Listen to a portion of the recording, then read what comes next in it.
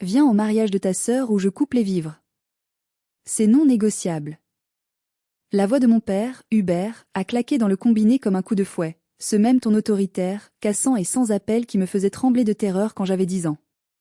Il pensait tenir ma vie entière entre ses mains calleuses grâce à un virement mensuel automatique de 500 € qu'il appelait pompeusement ma bourse d'études familiales. Il s'imaginait que j'étais encore cette étudiante fauchée, dépendante, fragile, terrifiée à l'idée de perdre son unique soutien financier dans un monde qu'il jugeait trop dur pour moi. Ce qu'il ignorait, enfermé dans ses certitudes patriarcales à Montauban, c'est que je me tenais en ce moment même au dernier étage d'une tour de verre étincelante à Bordeaux, contemplant les eaux boueuses et puissantes de la Garonne, avec un contrat de chef de projet à 45 000 € par an signé et posé sur mon bureau en chêne. Il ignorait que sa menace était aussi vide que son compte en banque allait bientôt l'être. Il voulait la guerre? Il voulait un rapport de force? Il allait l'avoir. Et mon arme ne serait ni des cris hystériques, ni des pleurs de supplication, mais une simple, petite et dévastatrice enveloppe blanche. Avant de vous raconter comment j'ai fait s'effondrer le château de cartes de ma famille toxique en une seule phrase et quelques grammes de papier, j'aimerais savoir d'où vous écoutez cette histoire. Dites-moi en commentaire votre ville ou votre pays, et quelle heure il est chez vous actuellement. J'adore lire vos messages aux quatre coins du monde, cela me rappelle que je ne suis pas seule. Allez, c'est parti. Je respirais profondément, laissant l'air climatisé et purifié de mon bureau moderne remplir mes poumons, contrastant violemment avec la chaleur moite de l'angoisse qui tentait de remonter le long de ma colonne vertébrale. Mais cette angoisse, c'était un vieux réflexe conditionné, une mémoire musculaire de mon enfance sous emprise. Aujourd'hui, j'étais Sidonie, 26 ans, ingénieure hydrologue respectée par mes pairs, crainte par mes sous-traitants pour ma rigueur, et totalement indépendante.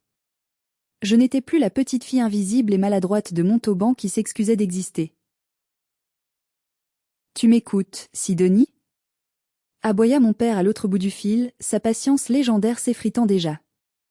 Ta mère est en train de faire une crise de nerfs dans la cuisine. Elle dit que tu n'as même pas encore confirmé ta venue pour le vin d'honneur auprès du traiteur. Tu te prends pour qui, ma fille? Olympe se marie. C'est le jour le plus important de la vie de cette famille. C'est l'aboutissement de tout ce que nous avons construit. Le jour le plus important. Bien sûr. La phrase résonna dans mon esprit avec une amertume acide. Pas le jour où j'ai eu mon baccalauréat scientifique avec la mention très bien, une première dans la famille. Pas le jour où j'ai été acceptée en classe préparatoire aux grandes écoles. Pas le jour où j'ai décroché mon diplôme d'ingénieur d'État, major de ma promotion, il y a à peine 3 semaines. Non, pour eux, ces événements n'étaient que des notes de bas de page. Le jour le plus important, l'apogée de notre existence collective, était celui où Olympe, ma sœur cadette, allait épouser Enguerrand, un fils de bonne famille de la région, dont la principale qualité était d'avoir un nom à particules, un vignoble hérité de ses ancêtres et un compte en banque supposément inépuisable. Je t'écoute, papa, répondis-je, ma voix étrangement calme, presque métallique, dénuée de l'émotion qu'il espérait y trouver. Je serai là. Samedi. Au château de Loubjac. Je ne manquerai ça pour rien au monde. Et tâche d'être présentable, ajouta-t-il, sa voix baissant d'un ton, devenant sourdement menaçante, comme un chien qui grogne avant de mordre. Pas de tes tenues de souillon, pas de tes jeans troués ou de tes pulls informes. Et n'oublie pas une chose essentielle, Sidonie, si tu ne viens pas, ou si tu gâches quoi que ce soit par ta mauvaise humeur habituelle ou ta jalousie maladive, je contacte la banque lundi matin à la première heure et je bloque le virement permanent. Tu pourras dire adieu à ton année scolaire, à ton loyer et à ton avenir. Tu finiras caissière, comme tu le mérites. Un rire nerveux, presque hystérique, menaça de s'échapper de ma gorge, mais je le retins fermement. Mon année scolaire? J'avais soutenu mon mémoire final devant un jury d'experts il y a un mois. J'avais déjà mon diplôme encadré, caché au fond de mon dressing derrière mes manteaux d'hiver. J'avais déjà touché mon premier salaire complet. Sa menace était une épée de bois brandie contre un tank. Compris, papa. Je serai là. À samedi. Il raccrocha brutalement, sans un au revoir, sans un je t'aime. C'était typique d'Hubert. Les ordres ne nécessitent pas de politesse, et les subordonnés ne méritent pas d'affection. Je posai mon smartphone sur le bureau en chêne massif de mon nouveau cabinet. Dehors, la ville de Bordeaux s'étendait, magnifique, vibrante et libre. J'avais construit cette vie seule, brique par brique, larme par larme. Chaque succès, chaque euro sur mon compte épargne était le fruit de mes nuits blanches à étudier et de mes sacrifices silencieux. Ils pensaient que j'étais leur obligé. Ils pensaient que l'argent était leur laisse pour me contrôler, pour me faire asseoir et coucher à leur guise. Pendant des années, j'avais joué le jeu. J'avais accepté les miettes, les critiques acerbes, le silence indifférent. Mais ce samedi, tout allait changer. J'allais retourner à Montauban, non pas comme la fille soumise et reconnaissante qu'ils attendaient, mais comme le juge suprême de leur propre péché. J'ai ouvert le tiroir sécurisé de mon bureau et sorti mon chéquier. Mes doigts ne tremblaient pas. J'ai regardé le montant que j'avais calculé la veille au soir sur un tableur Excel, à l'euro près, en incluant l'inflation et les intérêts légaux. C'était le prix exact de ma liberté. Le prix pour couper le cordon ombilical pourri et gangrené qui nous reliait encore. J'allais à ce mariage. Mais je n'y allais pas pour célébrer l'union d'Olympe et Enguerrand. J'y allais pour célébrer mes propres funérailles familiales et ma renaissance. Pour comprendre la violence de ce qui allait se passer, pour saisir pourquoi une fille déciderait d'humilier son père en public, il faut que je vous parle d'Olympe. Olympe, avec ses boucles blondes parfaites, ses yeux de biche et son sourire d'ange, née 3 ans après moi. Dès sa naissance, la dynamique de la maison a changé. Je suis passé du statut d'enfant unique à celui de meuble utilitaire. Non, c'est injuste pour les meubles. Un meuble, on l'entretient, on le dépoussière. J'étais plutôt une ombre gênante dans le coin de la pièce. Toute notre enfance a suivi le même schéma pervers et destructeur. Si Olympe obtenait une bonne note par miracle, disons un rare 12 sur 20 en arts plastiques, c'était du champagne au dîner, des félicitations interminables et des appels à toute la famille. Si j'obtenais un 19 sur 20 en mathématiques ou en physique, ma mère, Bernadette, soupirait en levant les yeux au ciel et disait d'un ton traînant « C'est bien, Sidonie, mais ne sois pas si intello, tu vas te rider le front et ça fait peur aux garçons. » Personne n'aime les filles trop intelligentes. Mais le véritable point de rupture, celui qui a transformé ma tristesse d'enfant en une colère d'adulte froide et calculatrice, s'est produit il y a 4 ans. J'avais 22 ans. Je venais de recevoir la lettre qui allait changer ma vie. J'étais acceptée dans une prestigieuse école d'ingénieur à Lyon. C'était mon rêve absolu, la porte de sortie de cette vie étriquée. Mais c'était une école privée, et les frais de scolarité étaient élevés. Je me souviens de ce dîner comme si c'était hier. L'odeur du rôti trop cuit, le bruit de la télévision en fond sonore. J'avais posé la lettre d'admission sur la table en formica, le cœur battant à tout rompre, les mains moites. « Papa, maman, j'ai réussi », avais-je dit, les yeux brillants d'espoir. Je suis prise. C'est 6 000 € l'année. Mais avec ce diplôme, j'aurai un emploi garanti, un salaire incroyable. C'est un investissement. Hubert avait froncé les sourcils, coupant son steak avec une violence inutile, faisant grincer son couteau sur l'assiette. 6 000 €? Tu crois qu'on imprime des billets à la cave, Sidonie? Tu vis sur quelle planète? Les affaires vont mal. L'atelier de céramique ne se vend plus comme avant, la concurrence chinoise nous tue. Bernadette avait renchéri, sans même me regarder. On ne peut pas se permettre ça, ma chérie. C'est de la folie des grandeurs. Tu devrais aller à la fac du coin, c'est gratuit et c'est très bien pour quelqu'un comme toi. J'avais accepté, le cœur brisé, ravalant mes larmes pour ne pas leur donner satisfaction. Ils ont fini par payer le premier semestre de mes frais d'installation dans une université publique et les frais d'inscription, environ 3 000 €, plus quelques aides éparses pour le loyer la première année. Au total, sur 4 ans, ils m'avaient versé environ 14 500 €. Et à chaque virement, c'était le même refrain culpabilisant. On se saigne pour toi, tu nous coûtes une fortune, tu as intérêt à réussir sinon on coupe tout. Pourtant, 2 mois après m'avoir refusé mon école de rêve pour cause de problèmes financiers gravissimes, une voiture neuve est apparue dans l'allée du garage. Une Fiat 500, blanc nacré, rutilante, avec un intérieur cuir rouge et toutes les options possibles. C'est pour Olympe, avait gazouillé ma mère avec un sourire radieux que je ne lui avais jamais vu pour moi. La pauvre chérie doit aller à ses castings de mannequinat à Toulouse, elle ne peut pas prendre le train avec tout son matériel, c'est trop dangereux, et les bus sont sales. Elle a besoin de sécurité. Olympe n'a jamais décroché un seul contrat de mannequinat. Pas un seul. Elle a utilisé la voiture pour aller faire du shopping, voir ses copines, et rejoindre ses petits copains dans les villages voisins. Moi, pendant ce temps, je prenais le bus de nuit pour rentrer de mon job d'étudiante serveuse dans une brasserie bruyante, épuisée, sentant la friture, révisant mes cours de mécanique des fluides sous la lumière jaune et vacillante des lampadaires. J'ai cumulé 3 emplois. Serveuse, distributrice de journaux, tutrice de mathématiques. J'ai mangé des pâtes au beurre et du riz blanc pendant 4 ans. J'ai porté des manteaux d'occasion troués aux poches. J'ai réussi, seule. Mais je n'ai rien dit. J'ai laissé mon père croire qu'il me maintenait à flot avec ses 500 € mensuels. Pourquoi? Parce que je voulais voir jusqu'où ils iraient dans leur aveuglement. Je voulais voir s'ils finiraient par me voir, par demander « Sidonie, comment tu fais pour vivre ?» Mais non. Jamais. Même aujourd'hui, alors que je gérais des budgets de plusieurs millions d'euros pour la ville de Bordeaux, pour eux, je n'étais que la pauvre Sidonie qui galère avec ses études interminables et qui a besoin de la charité paternelle. Ce week-end, ils allaient découvrir que la pauvre Sidonie valait bien plus qu'ils ne pourraient jamais l'imaginer. Et cette réalisation allait leur coûter très cher, bien plus que de l'argent. Le lendemain de l'appel de mon père, je me suis rendue à ma banque, située place des Grands Hommes à Bordeaux. L'endroit était feutré, calme, sentant l'argent discret et la respectabilité bourgeoise. Les moquettes étaient épaisses, absorbant le bruit de mes pas déterminés. « Bonjour mademoiselle », me salua mon conseiller, monsieur Dupuis, un homme d'une 50aine d'années aux cheveux gris impeccables, avec un sourire respectueux. « Que puis-je faire pour vous aujourd'hui ? » « J'ai besoin d'un chèque de banque, monsieur Dupuis. »« Débité de mon compte épargne principale. »« Bien sûr. »« Quel montant désirez-vous ? » 14 500 €. Il tapa rapidement sur son clavier, sans sourciller. Pour lui, vu l'état de mes comptes, c'était une transaction standard. C'est une somme importante pour un retrait unique. C'est pour un achat de véhicule ?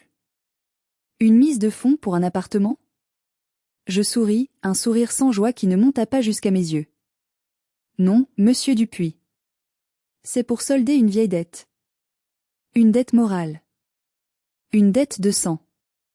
En sortant de la banque avec l'enveloppe épaisse dans mon sac à main en cuir, j'ai senti un poids physique, comme si je transportais une bombe. J'ai appelé Asilis. Asilis était ma meilleure amie depuis le lycée, ma sœur de cœur, la seule personne au monde qui connaissait toute la vérité sur ma double vie, l'étudiante assistée aux yeux de mes parents, et la femme de carrière accomplie que j'étais réellement. « Tu vas vraiment le faire ?» demanda Asilis dès qu'elle décrocha, sa voix teintée d'un mélange d'inquiétude protectrice et d'excitation vengeresse. « Devant tout le monde ? Au milieu du mariage ? C'est le seul moyen, Asie.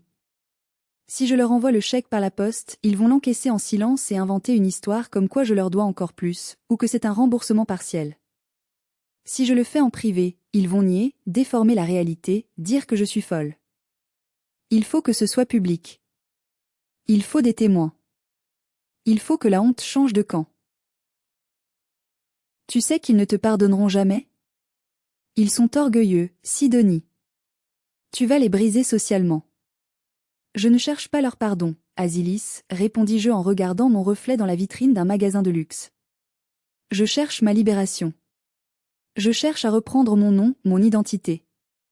Tant qu'ils pensent me posséder financièrement, je suis leur chose. L'après-midi même, je suis allée faire les boutiques rue Sainte-Catherine, l'artère commerçante de Bordeaux. Olympe avait envoyé un code vestimentaire strict et ridicule pour les invités féminins, pastel et romantique. Elle voulait que tout le monde ressemble à des macarons Ladurée ou à des demoiselles d'honneur américaines pour servir de décor inoffensif à sa beauté éclatante.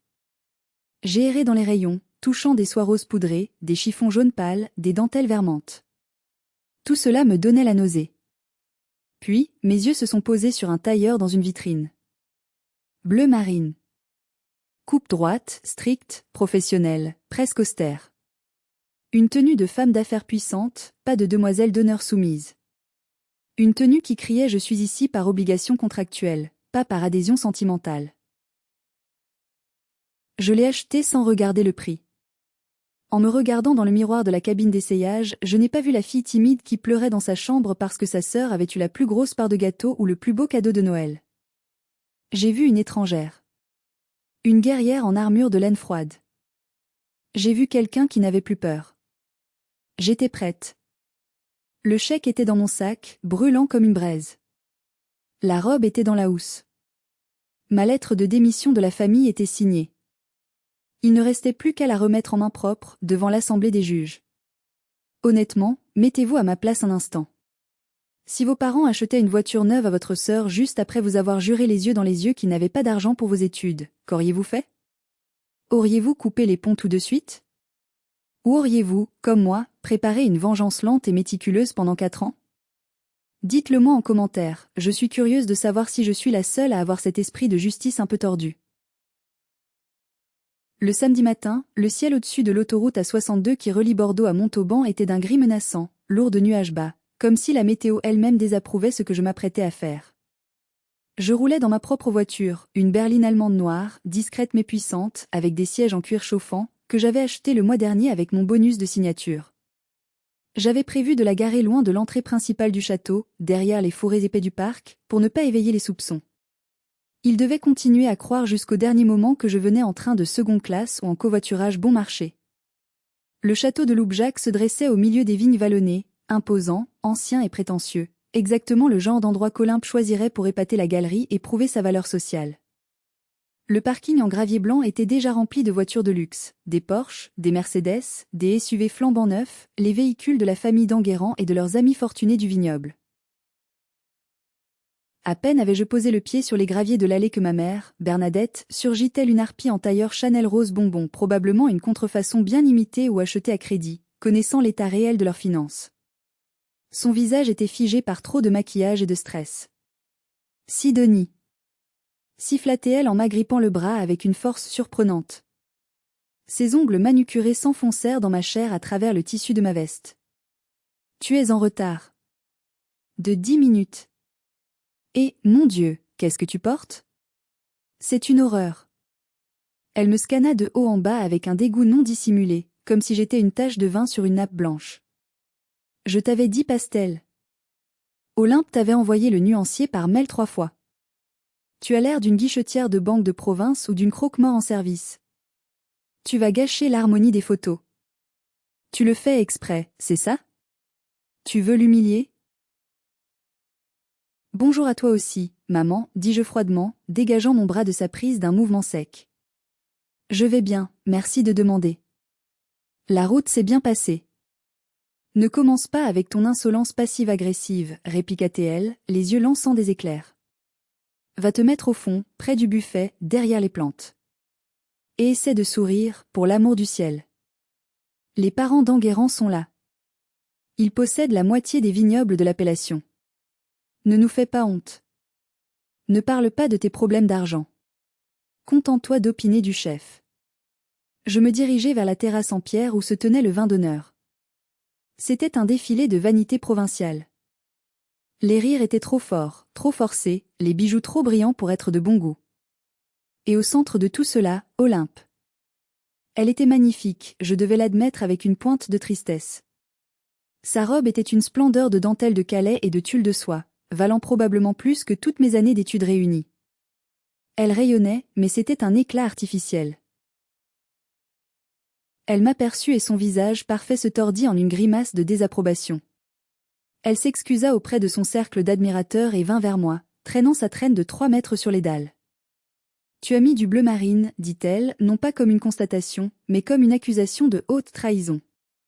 Je t'avais dit que le bleu marine était interdit. C'est trop sombre, ça fait enterrement. Tu es jalouse, c'est ça? Tu veux attirer l'attention en jouant la rebelle? C'est tout ce que j'avais, Olympe. Tu sais, avec mes études qui n'en finissent pas, je n'ai pas beaucoup de budget pour une robe que je ne porterai qu'une fois, mentis-je avec une aisance qui me surprit moi-même. Enguerrand, le marié, s'approcha. Il était beau garçon dans son costume sur mesure, mais il avait ce regard fuyant, mou et arrogant des hommes qui n'ont jamais eu à se battre pour quoi que ce soit parce que tout leur a été donné à la naissance.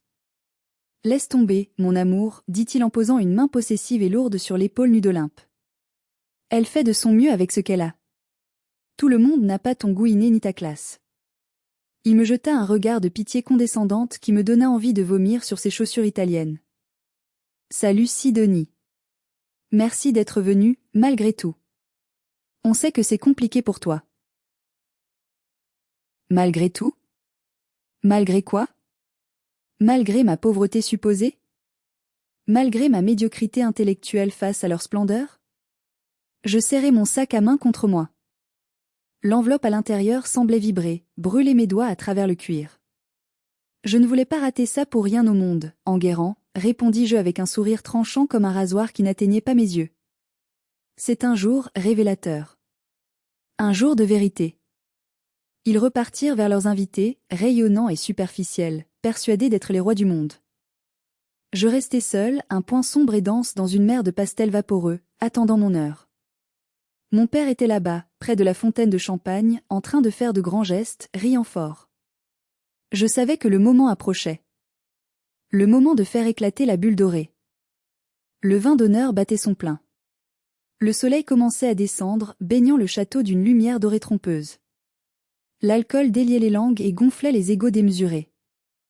Je m'étais posté stratégiquement près d'un pilier en pierre, à l'ombre, observant mon père, Hubert. Il était dans son élément, jouant le rôle du patriarche prospère, généreux et bienveillant qu'il avait toujours rêvé d'être.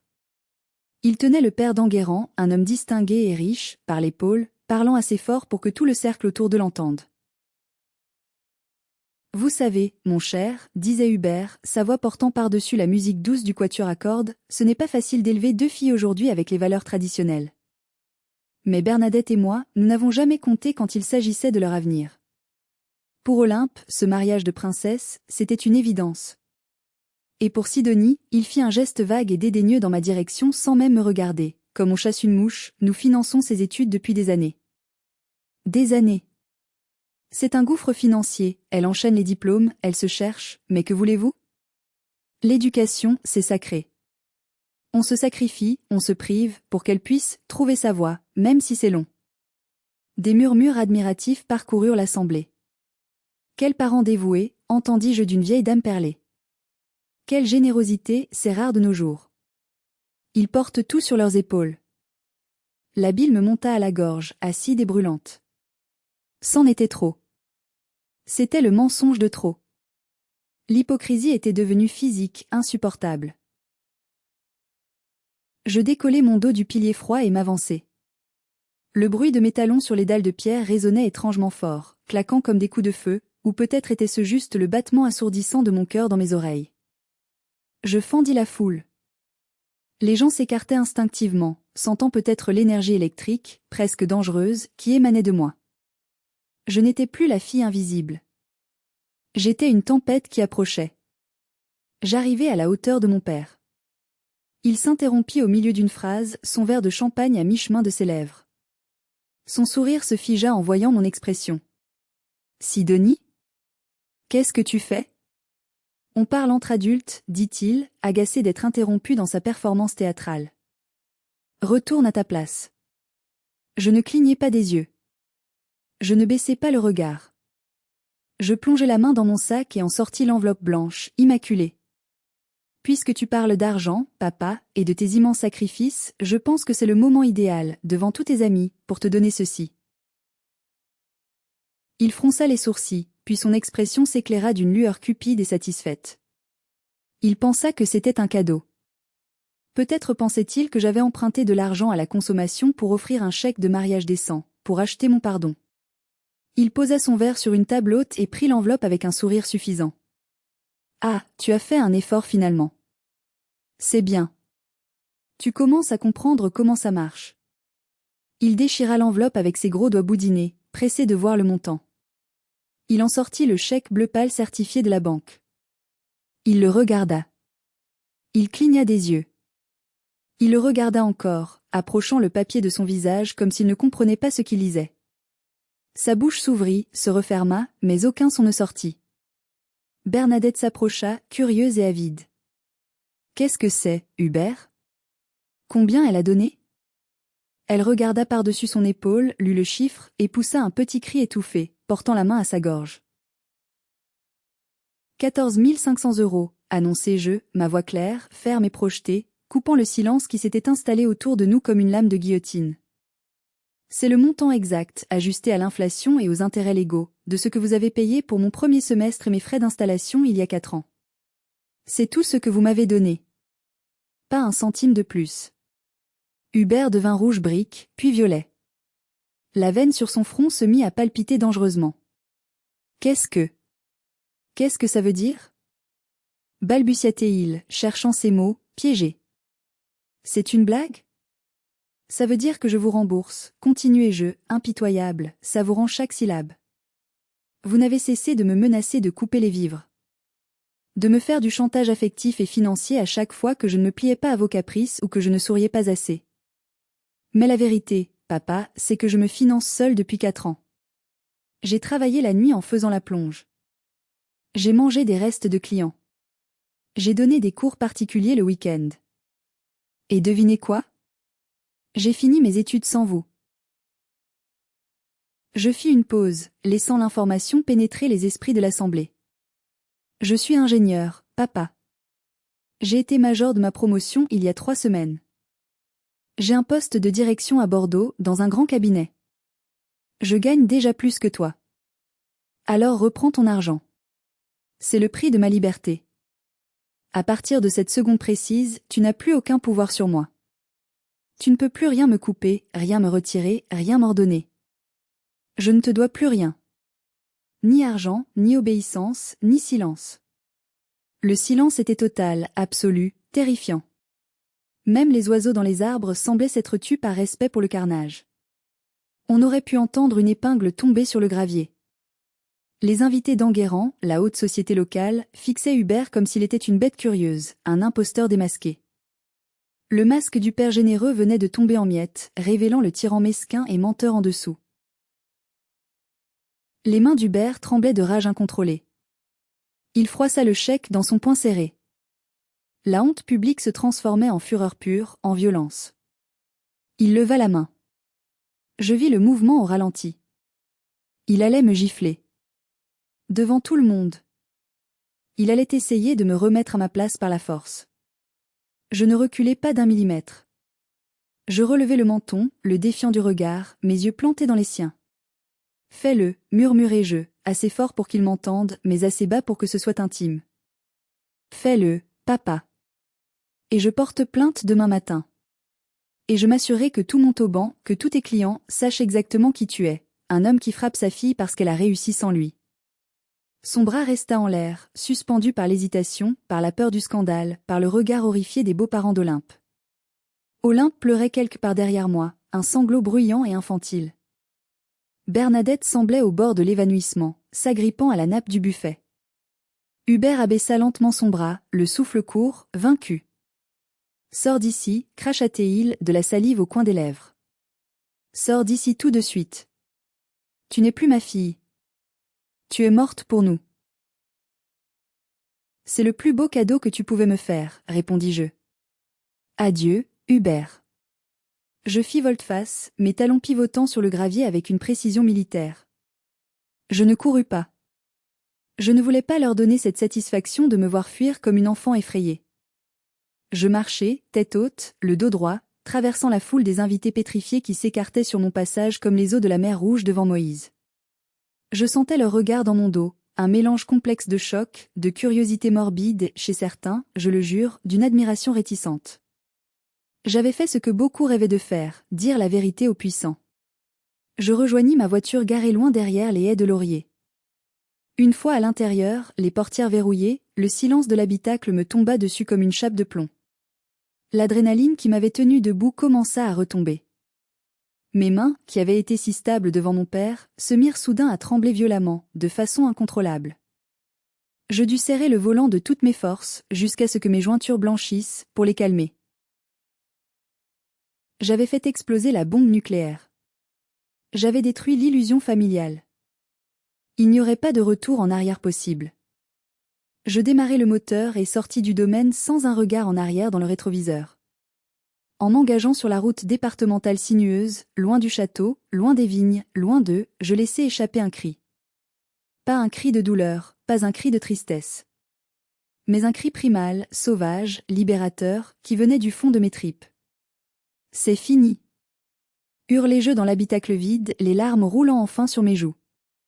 C'est fini. Je suis libre. 1 heure plus tard, je m'arrêtai sur une aire d'autoroute banale, sous des néons grésillants. J'avais faim. Une faim dévorante, animale. J'entrai dans la boutique de la station-service et achetai un sandwich triangle au poulet mayonnaise et une bouteille d'eau pétillante. Assise sur un banc en béton froid, regardant les camions passer sur l'autoroute dans la nuit tombante, je dévorais ce repas médiocre comme si c'était un festin de roi étoilé.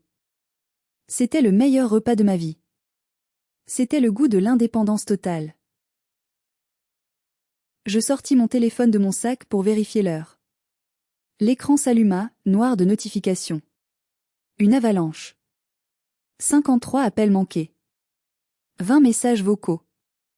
Des dizaines de SMS. J'en ouvris un au hasard, de ma mère. Tu es un monstre.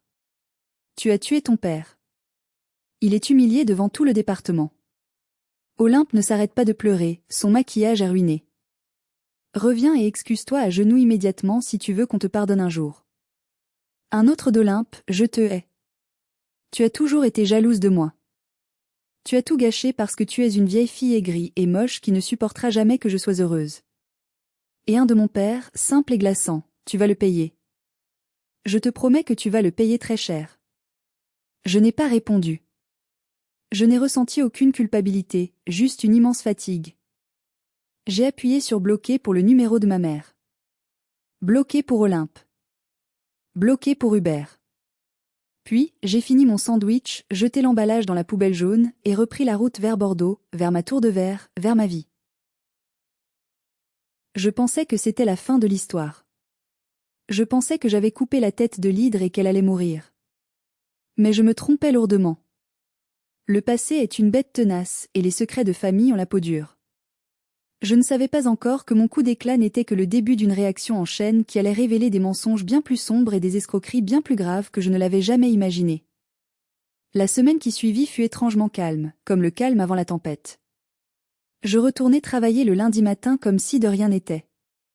Mes collègues me félicitèrent pour mon efficacité sur les dossiers en cours, ignorant tout du drame shakespearien qui s'était joué dans le Tarn-et-Garonne. Madame Castagnier, ma directrice, une femme de fer aux cheveux courts, m'annonça même que j'étais pressentie pour diriger la phase 2 du réaménagement des quais de la Garonne, un projet titanesque de plusieurs millions d'euros. J'étais dans mon élément, le béton, les flux hydrauliques, les calculs de charge. Des choses logiques, maîtrisables, rationnelles. Loin des émotions désordonnées de ma famille. Mais le jeudi soir, alors que je rentrais chez moi, dans mon appartement terrasse du quartier des Chartrons que je venais d'acquérir, l'interphone sonna. Il était 21h. Je regardais la caméra de surveillance. Je faillis lâcher mes sacs de course. C'était Olympe. Elle ne portait pas de dentelle ni de maquillage parfait. Elle avait les cheveux tirés en un chignon gras fait à la va-vite, portait un jean trop large et un pull taché. Elle avait des cernes sous les yeux qui descendaient jusqu'au menton. Elle avait l'air brisé. Plus petite. Ouvre, Sidonie. S'il te plaît. Je sais que tu es là, je vois la lumière. Je n'ai nulle part où aller. J'hésitais, la main sur le bouton. Mon instinct de survie me criait de ne pas répondre, de la laisser dehors, de protéger ma forteresse. Mais c'était ma sœur. Et elle avait l'air si pathétique, si perdue, que ma curiosité l'emporta sur ma renséhure. J'appuyai sur le bouton d'ouverture. Quand elle entra dans mon appartement, elle s'arrêta net sur le seuil. Ses yeux rouges parcoururent le salon spacieux, le parquet en chêne, la décoration moderne et minimaliste, la baie vitrée donnant sur le fleuve illuminé par les lumières de la ville. « Tu vis ici ?» demanda-t-elle, la voix cassée, incrédule. « C'est immense. C'est magnifique. Je gagne bien ma vie, Olympe. Je te l'ai dit samedi. Je ne mentais pas. » Elle s'effondra sur mon canapé en cuir blanc sans y être invitée, comme une poupée de chiffon dont on a coupé les fils. Je ne savais pas. Je pensais vraiment que tu vivais dans un studio étudiant miteux sous les toits. C'est ce que maman disait toujours. Elle disait que tu vivais dans la crasse. Maman dit beaucoup de choses pour se rassurer, répondis-je en posant un verre d'eau fraîche devant elle. Pourquoi es-tu là, Olympe? Pour me crier dessus encore une fois? Pour me dire que j'ai gâché ta vie? Olympe prit le verre, ses mains tremblant légèrement, faisant cliqueter la glace contre la paroi. Je suis partie. J'ai quitté l'appartement d'Enguerrand ce matin. Je m'assis en face d'elle, stupéfaite. Quoi? Ça fait 5 jours que vous êtes mariés. Vous n'êtes même pas encore partis en lune de miel aux Maldives. Ce n'est pas ce que tu crois, sanglota-t-elle, les larmes recommençant à couler. Depuis le mariage, depuis ton esclandre, il a changé. Il est devenu froid. Méchant. Il m'a traité de menteuse. Il a dit que ma famille était une bande d'escrocs minables. Qu'il allait vérifier les comptes et porter plainte. Vérifier les comptes?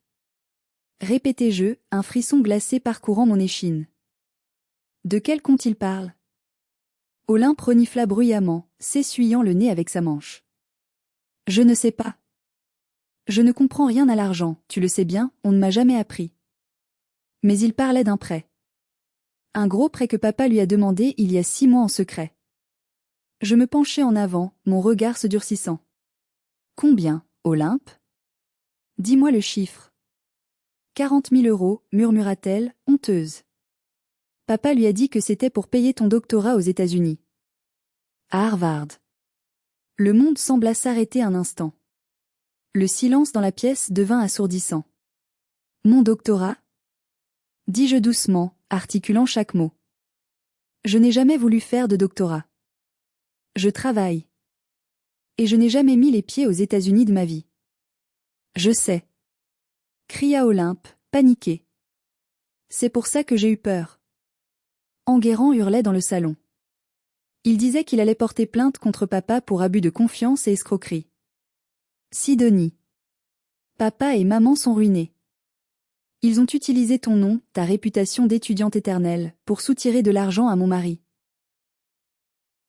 Je regardais ma sœur, cet enfant gâté qui venait de se prendre la réalité en pleine face comme un mur de briques. Pour la première fois, je ne vis pas l'enfant roi détestable, mais une victime collatérale de leur folie. Ils m'avaient utilisé comme excuse pour leur fierté mal placée, et ils l'avaient utilisée, elle, comme appât, comme monnaie d'échange pour attraper un mari riche afin de combler leurs dettes abyssales. Ils nous ont menti à toutes les deux, dis-je, sentant une nouvelle colère, plus froide et plus dangereuse, monter en moi. Ils m'ont volé mon identité pour voler son argent. Olympe, tu vas rester ici ce soir. Demain, nous allons voir Enguerrand. Et nous allons tout mettre sur la table. Le lendemain matin, j'ai accepté de rencontrer Enguerrand.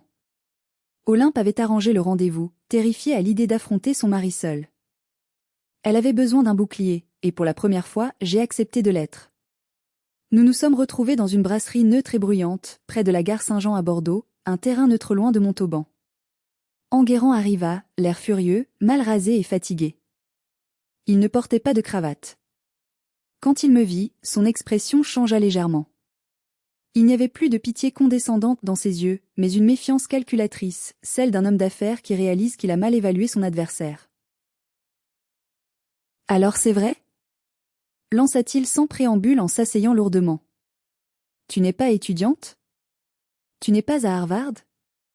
Je sortis une pochette cartonnée de mon sac et la glissai sur la table vers lui. « Voici mon contrat de travail en CDI, mes 3 dernières fiches de paie, et une copie certifiée conforme de mon diplôme d'ingénieur obtenu il y a 1 mois.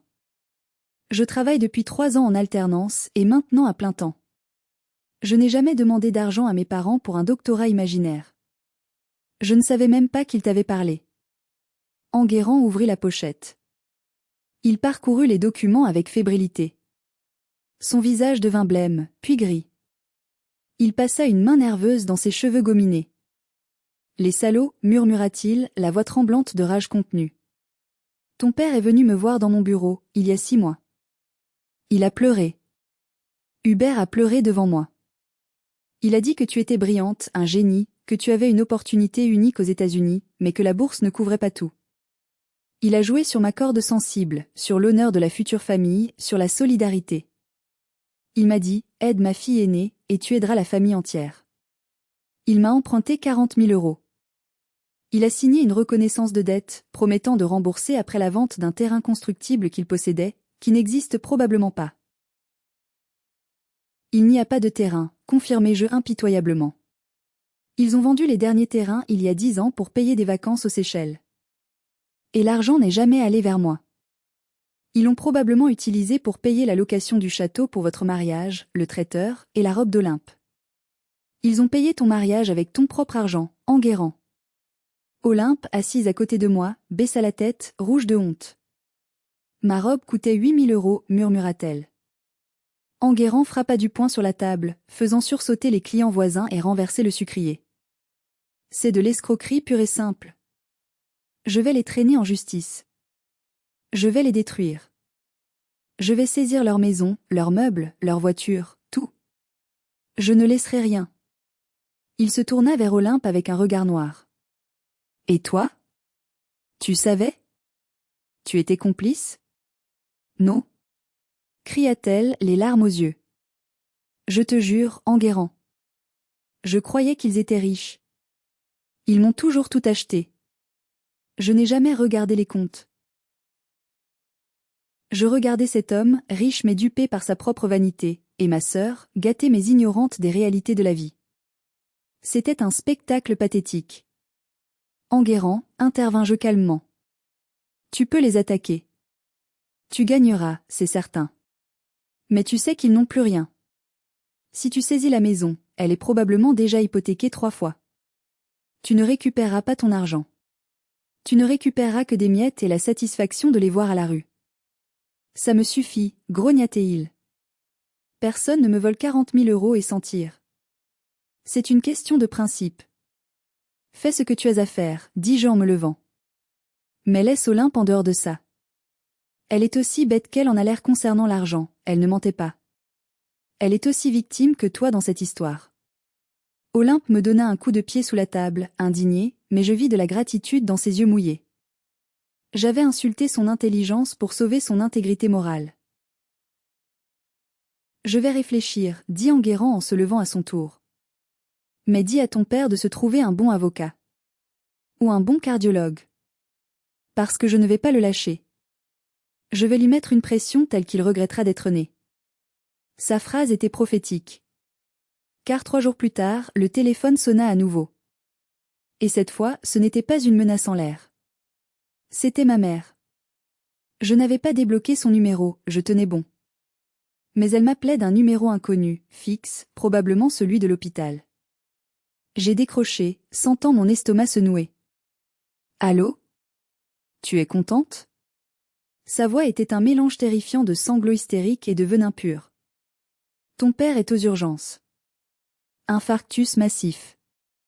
Il est en soins intensifs, branché de partout. Mon cœur rata un battement. Le temps se suspendit.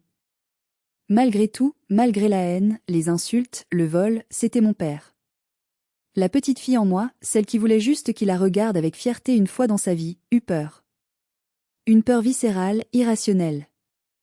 Est-ce qu'il va mourir? Il est vivant. Pour l'instant. Les médecins sont réservés.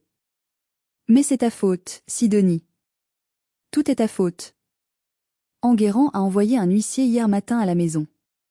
Ton père a ouvert la lettre, il est devenu tout blanc, et il s'est effondré dans le couloir. Son cœur a lâché sous le coup de la honte et du stress que tu as provoqué. Je fermai les yeux, inspirant profondément pour ne pas me laisser submerger par sa manipulation émotionnelle. Elle essayait de me transférer la culpabilité, leur arme favorite. Ce n'est pas ma faute, maman. C'est la conséquence de ses actes, de ses mensonges. Il a volé de l'argent.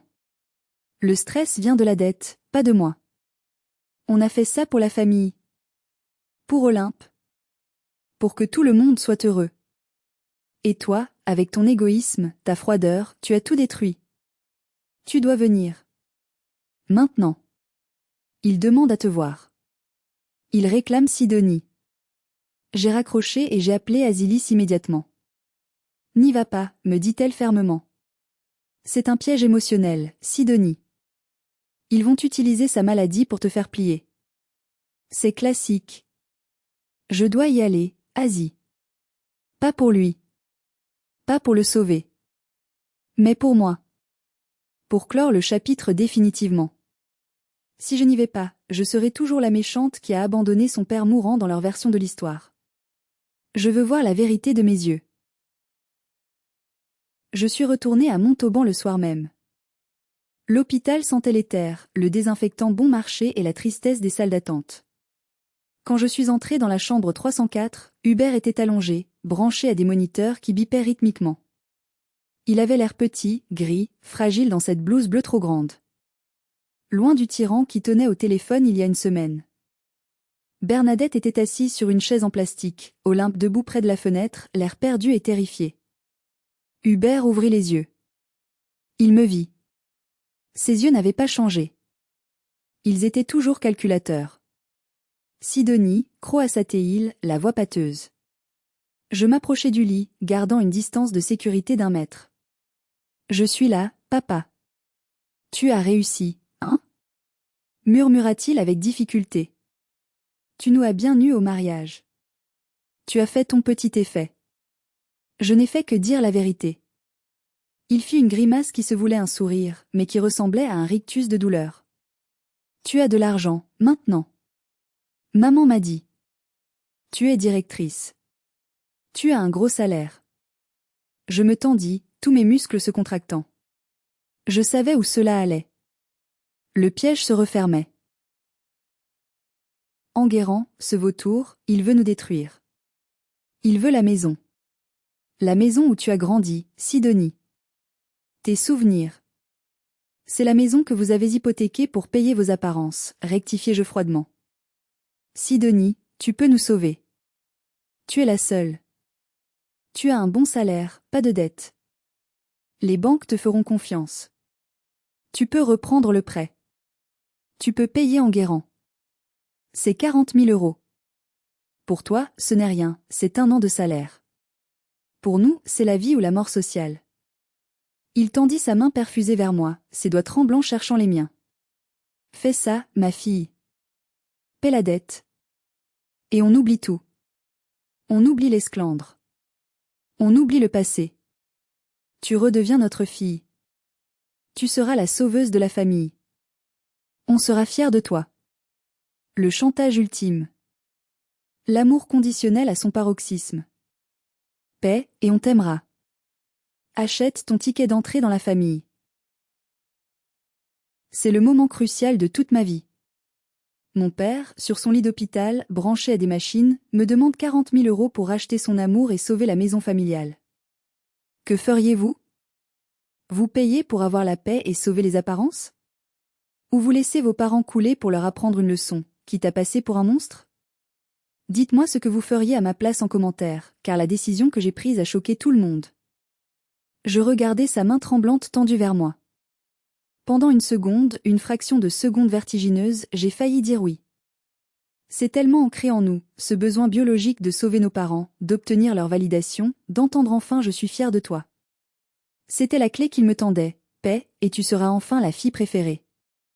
Tu prendras la place d'Olympe sur le piédestal. Puis j'ai regardé Olympe. Elle me regardait avec des yeux écarquillés, attendant ma réponse. Elle ne me suppliait pas. Elle semblait curieuse. Elle attendait de voir si j'allais céder comme elle l'avait toujours fait. J'ai pensé à mes nuits de travail dans le froid. À mes repas sautés. À cet argent que je gardais pour acheter mon propre appartement, pour mon avenir, pour ma sécurité. J'ai pensé à la Fiat 500. Je reculai d'1 pas, m'éloignant de sa main. Non. Le mot tomba dans la pièce stérile comme un couperet d'acier. Quoi? S'étrangla Bernadette, se levant d'un bond. Tu vas laisser ton père mourir de stress? Tu vas nous laisser à la rue? Tu es un monstre. Non, maman. Je ne suis pas un monstre. Je suis une adulte responsable. Et je vais laisser mon père assumer ses responsabilités d'adulte pour la première fois de sa vie. Je ne suis pas votre plan retraite. Je ne suis pas votre assurance contre la faillite frauduleuse. Je ne suis pas votre banquier. Je regardai Hubert droit dans les yeux, sans ciller. Tu ne m'as jamais respectée quand j'étais pauvre et étudiante. Tu ne vas pas commencer à m'aimer par magie juste parce que je suis riche et utile. Ton amour est à vendre, papa, je le vois maintenant. Mais je n'achète pas. C'est trop cher pour de la contrefaçon. Ton affection ne vaut pas 40 000 €. Elle ne vaut rien. Hubert retomba lourdement sur ses oreillers, le visage tordu de haine pure. Le masque de la victime tomba instantanément. Tu es une ingrate. Une sans cœur. Je te maudis, Sidonie. J'aurais dû te renier à la naissance. Maudis-moi si tu veux, dis-je calmement, sentant une paix immense m'envahir. Mais je pars d'ici avec ma conscience tranquille et mon compte en banque intact. Débrouillez-vous avec Enguerrand. Vendez la maison. Vendez la voiture.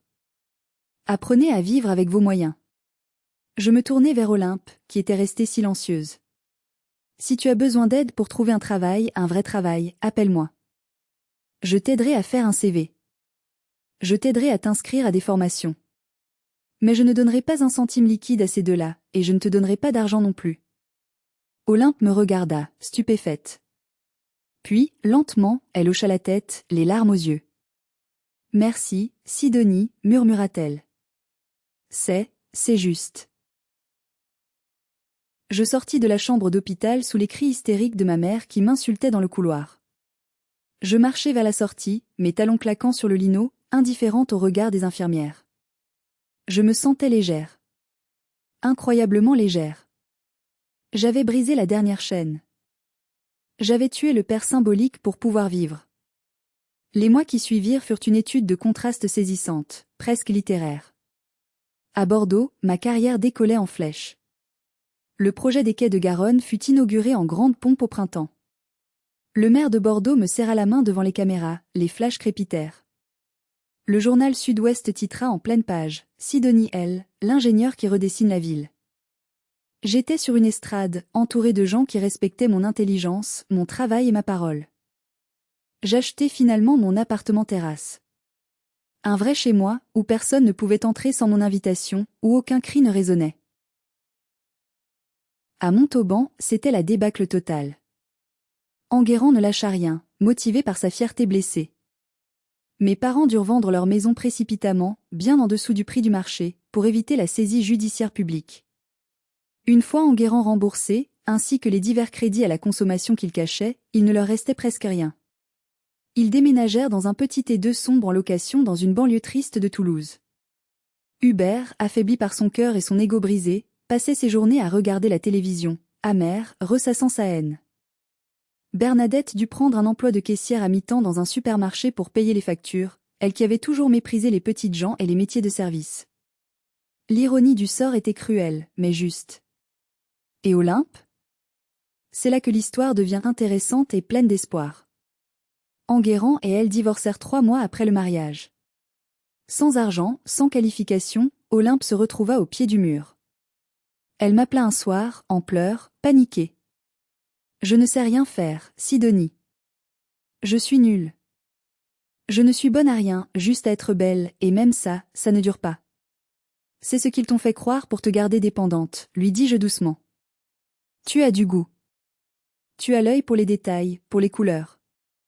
Utilise-le. Je l'ai aidé à s'inscrire à une formation intensive de décoration d'intérieur pour adultes. Je ne lui ai pas donné d'argent, je m'y suis tenue rigoureusement, mais je lui ai offert mes vieux livres de design, mon temps et des conseils stratégiques. Pour la première fois de sa vie, Olympe dut travailler pour de vrai. Elle servit des cafés dans un bar le soir, elle nettoya des sols pour payer sa formation. Elle perdit ses ongles manucurés, elle eut mal au dos, mais elle gagna quelque chose de bien plus précieux que l'argent de papa, la fierté de soi. Un jour, 6 mois plus tard, elle m'envoya une photo sur WhatsApp. C'était son premier petit chantier terminé, le réaménagement d'un petit salon de coiffure de quartier. C'était modeste, mais c'était harmonieux, lumineux et beau. J'ai gagné mes premiers 500 €, m'écrivit-elle en dessous de la photo. C'est moi qui les ai gagnés. Personne ne me les a donnés. C'est mon argent. J'ai souri en lisant ce message, une larme roulant sur ma joue. La malédiction de l'enfant roi était rompue. Olympe était sauvée. Il y a 2 semaines, j'ai reçu une lettre dans ma boîte aux lettres. L'enveloppe était bon marché, l'écriture tremblante mais familière, celle de mon père. Je me suis assise sur ma terrasse face à la Garonne pour l'ouvrir. Pas d'excuses, bien sûr. Hubert ne s'excuse pas, Hubert ne regrette pas. La lettre n'était qu'une suite de phrases alambiquées sur le sang qui est plus épais que l'eau, sur la solitude terrible de la vieillesse et sur les difficultés financières, finissant par une demande implicite de visite et probablement d'une petite aide financière déguisée pour Noël. Je n'ai ressenti aucune colère. Juste une indifférence polie, comme si je lisais le courrier d'un étranger un peu pathétique. Je suis allée me promener sur les quais que j'avais contribué à construire et à embellir. Le vent de l'Atlantique soufflait, frais et salé, nettoyant l'air. J'ai sorti la lettre de ma poche. J'ai aussi sorti un briquet. J'ai regardé la flamme orange lécher le papier, transformant les mots manipulateurs de mon père en cendres noires et grises qui s'envolèrent vers le fleuve, emportés par le courant vers l'océan. Je vis une silhouette s'approcher de moi. C'était Olympe. Elle était venue passer le week-end à Bordeaux pour me voir. Elle portait un jean simple, des baskets et un pull confortable. Elle semblait plus heureuse, plus vivante que le jour de son mariage princier en robe de dentelle. « Tu as brûlé quoi ?» demanda-t-elle en me rejoignant, regardant les dernières cendres voler. « Le passé » répondis-je simplement. « Les dernières dettes. » Elle passa son bras sous le mien, un geste d'affection sincère que nous n'avions jamais eu enfant. « Tu sais, maman m'a appelé hier en cachette. Elle a dit que tu étais sans cœur de ne pas répondre à la lettre de papa, qu'il souffre beaucoup. »« Et qu'est-ce que tu as dit ?» demandai-je, curieuse. Olympe sourit, un vrai sourire, libre et complice. « J'ai dit que tu avais un cœur énorme. Mais que tu avais aussi une colonne vertébrale en acier trempé. Et que c'était bien plus utile pour survivre dans ce monde. » Et j'ai raccroché. Nous avons ri, là, face au fleuve majestueux. Deux sœurs rescapées d'un naufrage familial, unies non pas par le sang toxique de nos parents, mais par la cicatrice commune de notre guérison et de notre indépendance. J'ai gagné ma liberté avec un chèque de 14 500 €. C'était cher payé, mais c'était le juste prix. Mais j'ai gagné ma sœur avec la vérité brutale. C'était le meilleur investissement de ma vie. Voilà mon histoire. J'espère qu'elle vous rappelle que votre valeur ne dépend pas de la validation de vos parents, surtout s'ils sont toxiques ou narcissiques. On ne choisit pas sa famille, c'est une loterie, mais on choisit de s'en libérer et de construire la sienne. Si cette histoire vous a touché, ou si vous avez vécu quelque chose de similaire, lâchez un j'aime sur la vidéo, c'est gratuit et ça soutient énormément la chaîne. Abonnez-vous pour ne pas rater la prochaine histoire de revanche et de justice. Prenez soin de vous, protégez votre argent et votre santé mentale, et n'oubliez pas, la meilleure vengeance, c'est un succès éclatant et heureux.